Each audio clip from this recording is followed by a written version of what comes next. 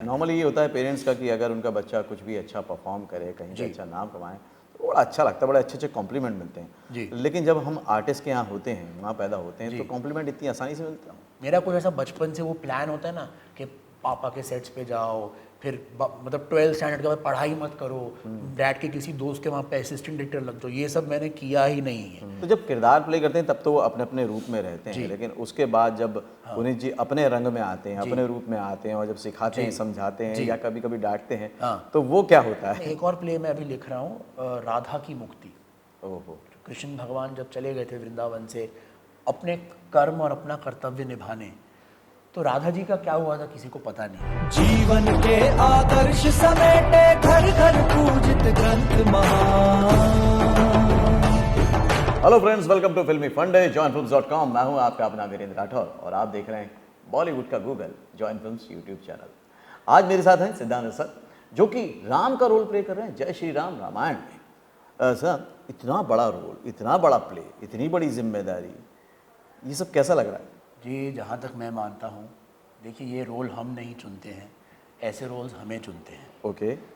अभी ये एक साल में तीसरी बार है हाँ। कि मैं प्रभु श्री राम की भूमिका निभा रहा हूँ। एक वेब सीरीज़ की थी मैंने सागर्स के लिए, जिन्होंने ओरिजिनल रामायण बनाई। तो रामानंद सागर जी तो नहीं रहे, लेकिन उनके सुपुत्र प्रेम सागर सर और शिव सागर, उनके ग्रैंडसन, उन्होंने एक वेब सीरीज़ बनाई जो जल्दी किसी OTT पे आने वाली है। उसमें मैंने प्रभु श्री राम की भूमिका निभाई। फिर इस साल दिल्ली में एक बहुत बड़ी रामलीला हुई। ओके। 70-80 हज़ार लोग रोज आते थे देखने, उसमें मैं राम बना। और अब ये तीसरी बार है कि मैं प्रभु श्री राम की भूमिका निभा रहा हूँ। आई जस्ट फील फॉर्चुनेट, एक ब्लेसिंग है, बहुत बड़ी रिस्पॉन्सिबिलिटी है। क्योंकि देखिए और कोई भी किरदार होता है ना, तो आप अपने लाइफ से उसमें कुछ ऐड कर सकते हैं। जैसे अभी मैं ऐसे बोलता हूँ या मैं ऐसे चलता हूँ, लेकिन जब आप प्रभु श्री राम की भूमिका निभा रहे हैं तो आपको एक जो छवि थी उनकी, एक जो इमेज थी, आप उसके साथ खेल नहीं सकते। तो आपको एकदम उसी पैरामीटर में बंध कर मेहनत करके काम करना पड़ता है। तो बस मैं अपनी बेस्ट ट्राई कर रहा हूँ, बाकी जब दर्शक देखेंगे तो बताएंगे कैसा लगा। ओके। तो लगातार 3 बार प्रभु श्री राम की भूमिका आप कर रहे हैं, जी। तो ये करने की प्रैक्टिस की वजह से एक के बाद एक मिलता चला गया या कॉन्फिडेंस बढ़ता चला गया? आई थिंक कॉन्फिडेंस भी बढ़ा, बिकॉज जब पहली बार मुझे ऑफर हुआ था सागर्स के लिए, मुझे नहीं लगा था मैं कर पाऊँगा। ओके।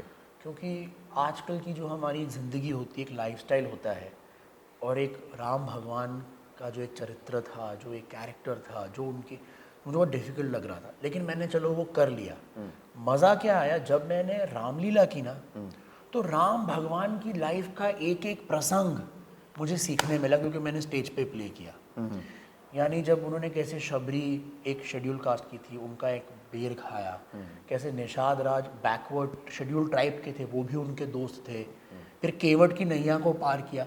मतलब जब उनकी पूरी बैक स्टोरी जब सीखी, अब जैसे हमारे प्ले में हम पूरी रामायण तो नहीं दिखा सकते 3 घंटे में, कुछ जो हाईलाइट सीन्स ही दिखा रहे हैं, लेकिन भरत को जब छोड़ के गए, फिर भरत मिलाप, पादुका, जब एक एक सीन मैंने लिव किया ना, तो मुझे वो गरिमा समझ में आया कि एक्चुअल राम भगवान क्या है। तो इन अ वे वो जो 10 दिन थे ना, वो मेरी एक कैरेक्टर स्टडी हो गई इस प्ले के लिए, और मैं सब जोन में आ गया एकदम राम भगवान की। अच्छा, ये तो अपने आप में एक बड़ा चैलेंज था ही, लेकिन उसके बाद दूसरा चैलेंज ये है कि इसमें आप पुनीत जी के साथ काम कर रहे हैं। हाँ जी। है ना? तो ये चैलेंज को कैसे डील किया? ये देखिए मेरे लिए चैलेंज से ज़्यादा इट्स अ ब्लेसिंग। ओके। कि यार जब मैं बचपन में था तो मुझे महाभारत रामायण के बारे में उन्हीं से सब जो भी सीखा है मैंने सीखा है। उन्होंने अपने फादर से सीखा है। एज हमने ग्रो किया, मैंने उनके साथ काम करना शुरू किया, हमने इससे पहले भी कई सारे प्ले बनाए हैं। जो मेरा राइटिंग के प्रति जो मेरा एक शौक़ है कि मुझे लिखना पसंद है, उन्हीं की वजह से मुझ में आया है। बचपन से उन्होंने कहा बेटा जयद्रथ वध पढ़, वयम रक्षा में पढ़, रश्मि रथी पढ़, ये सब नॉलेज उन्हीं ने मुझे दी। करते करते अभी ऐसा एक स्टेज आया है, उनकी जो एज ग्रुप है, he is perfect to play Ravan. Okay. Because Ravan जो थे वो दशरथ से भी उम्र में बड़े थे। मेरी जो एज है, I am going to be 28, I am the right age to play Ram. भगवान वॉज 28 ईयर्स ओल्ड जब वो वनवास पे गए थे। हम फादर सन ज़रूर हैं, लेकिन हम कलाकार पहले हैं। We are actors, we are professionals. जब हम स्टेज पर जाते हैं, मैं रावण हूँ, मैं राम हूँ, मैं राम की भूमिका बखूबी निभाता हूँ। वो रावण है, वो स्टेज पे मेरे फादर नहीं है। वो 200% वो जस्टिफाई करते हैं रावण को, मैं राम को जस्टिफाई करता हूँ, बहुत मज़ा आता है साथ ओके में। तो जब किरदार प्ले करते हैं तब तो वो अपने अपने रूप में रहते हैं, लेकिन उसके बाद जब पुनीत जी अपने रंग में आते हैं, अपने रूप में आते हैं और जब सिखाते हैं, समझाते हैं या कभी कभी डांटते हैं, हाँ। तो वो क्या होता है? जी क्या है, देखिए इस प्ले का जो निर्देशन है मैं कर रहा हूँ, हाँ निर्माता वो है, हाँ तो एज अ प्रोड्यूसर वो कुछ चीज़ें सोचते हैं, एज अ डायरेक्टर मैं कुछ चीज़ें मांगता हूँ, लिखा हम दोनों ने साथ में। सेकंड देखिए वो बहुत एक्सपीरियंस लेके आते हैं राइट, और उनके एक्सपीरियंस की वजह से वो चीज़ें एग्जीक्यूट बहुत आसानी से करते हैं। और बेहतर तरीके से। मैं इस जनरेशन का हूँ, मैं इस जनरेशन की पल्स को समझता हूँ, जो करंट जो मॉडर्न जनरेशन है, आई अंडरस्टैंड दैट, तो मैं वो एक फ्लेयर लाता हूँ। तो हमारी एक टीम है, एक कॉम्बिनेशन है, एक इस लेवल पे भी वर्क एज अ टीम। अब बहुत बड़े लेवल पे जो बहुत बड़े बड़े जो मेकर्स हुए हैं, हम तो नाटक एक बहुत बड़ा ब्रॉडवे प्ले बना रहे हैं, मैं बड़े बड़े फिल्म मेकर्स की अगर आप बात करें, जैसे यश चोपड़ा जी थे, उन्होंने इतने साल सक्सेस देखी, बट वो जो धरोहर को आगे कौन लेके गया? Carry forward. आदित्य चोपड़ा जी लेके गए, क्योंकि वो होनहार थे और उन्होंने टेक ओवर किया। यश चोपड़ा जी का एक्सपीरियंस, आदित्य चोपड़ा जी का की फ्रेश थॉट, फिर दिल तो पागल है जैसी फिल्में बनी, दिलवाले दुल्हनिया जैसी फिल्में बनी। जो बाकी फिल्म मेकर्स थे जो 60-70s में जो थे, यश चोपड़ा के जो टक्कर के थे, वो continue उनके बेटे ने कहाँ गए वो? तो ये हम कोशिश हमारी यही रहेगी कि जो डैड की एक लेगेसी अपने छोटे मोटे तरीके में मैं कंटिन्यू कर सकूं। ओके वैसे भी कहते हैं कि किसी भी कहानी में जब एक जो नेगेटिव किरदार होता है वो जितना स्ट्रांग होता है उतना हीरोइज्म उठ के आता है, है सही ना? बात। और रामायण की तो खास बात यही है कि रावण भी अपने आप में एक बहुत बलशाली, एक बहुत विद्वान, और राम अपनी जगह पर। जी। तो ये जो कॉन्फ्लिक्ट है, ये जब स्टेज पे आता है और एज ए कलाकार, तो वो एग्जीक्यूशन और जब वो रंग जमता है तो कैसा लगता है? जी देखिए, मज़े मज़े मज़े की बात क्या है ना, रावण के पास में सारी सुपर पावर्स थी। हाँ वो 10 सर भी थे, पुष्पक विमान भी था, मायावी भी था। जैसे एवेंजर्स में थैनोस होता है ना, सुपर वो सुपर विलन था। राम भगवान स्वयं विष्णु का स्वरूप थे। वो चाहते तो एक चुटकी मार के रावण को भस्म कर देते, बट वो मर्यादा में बंधे थे। उन्होंने कि मैं मनुष्य का रूप धारण करूंगा और मनुष्य के रूप में ही मैं रावण को मारूंगा। तो वो ठहराव, वो बंद होकर, काम कंपोज्ड रहकर उन्होंने एक मनुष्य बन के संघर्ष करके जो रावण का वध किया, दैट इज द ब्यूटी। तो एज राम मुझे अपना जो एक कैरेक्टर है वो छोड़ना नहीं है। कंपोजर, कामनेस, डिविनिटी, सॉफ्टनेस, सौजन्य, धीरज, क्षमा, कृपा, समता, इन चीज़ों को पकड़ना है। वो रावण है। रावण के 10 सर क्या थे? वो 10 विकार थे ना, राइट। अहंकार, क्रोध, घमंड, ईर्ष्या, सुख दुख, काम, महत्वाकांक्षा, उनको वो पकड़ के चलना है। दोनों को अपने अपने किरदार अच्छे से निभाने हैं, बस बाकी प्ले बन जाता है फिर। Right. वही होता है।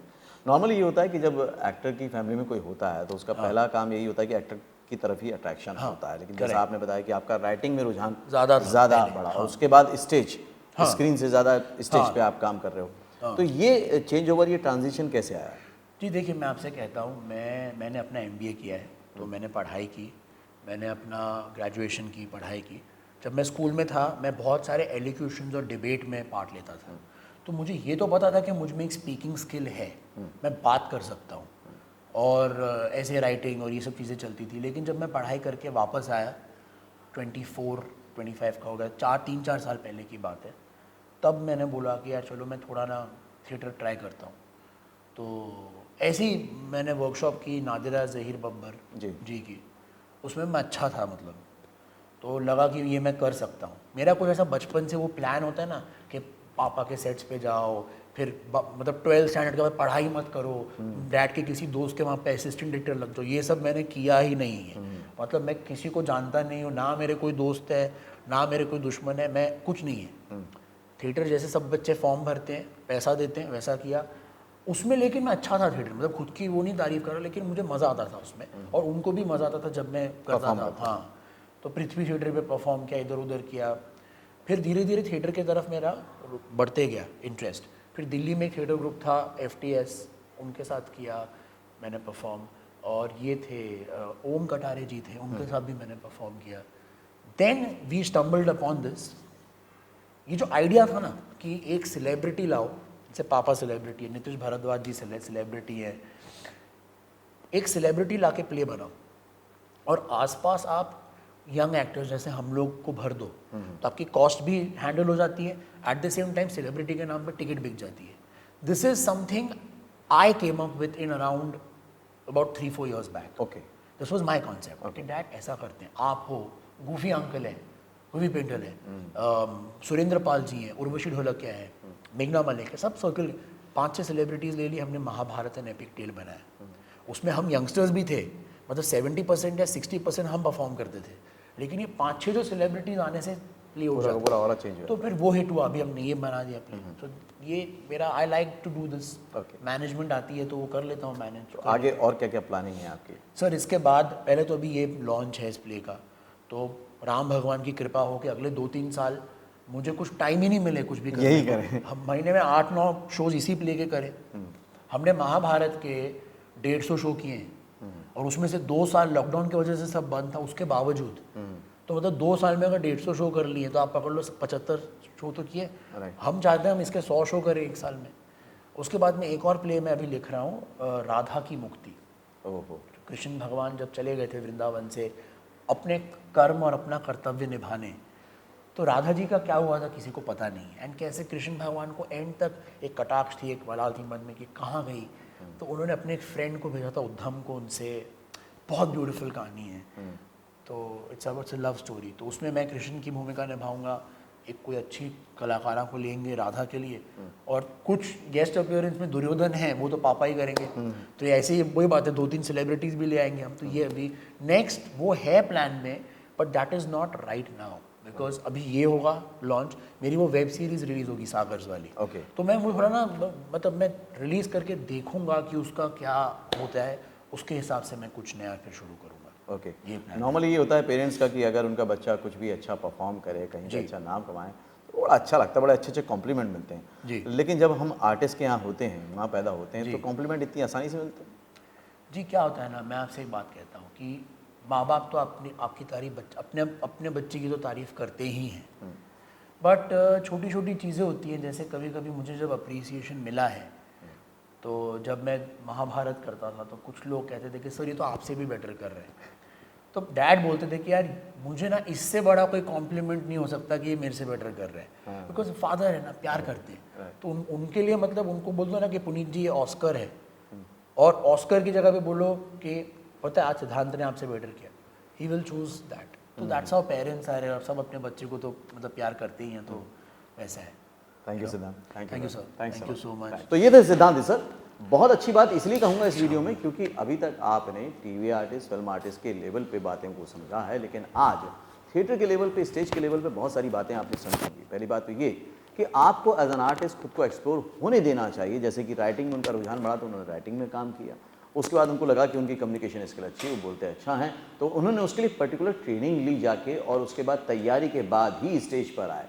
जब तैयारी पूरी होती है और तैयारी पहले से पूरी होती, जैसे उन्होंने बताया कि उन्होंने सारी चीज़ें पढ़ी हुई थी पहले से ही, तो उनको करना आसान हो जाता है।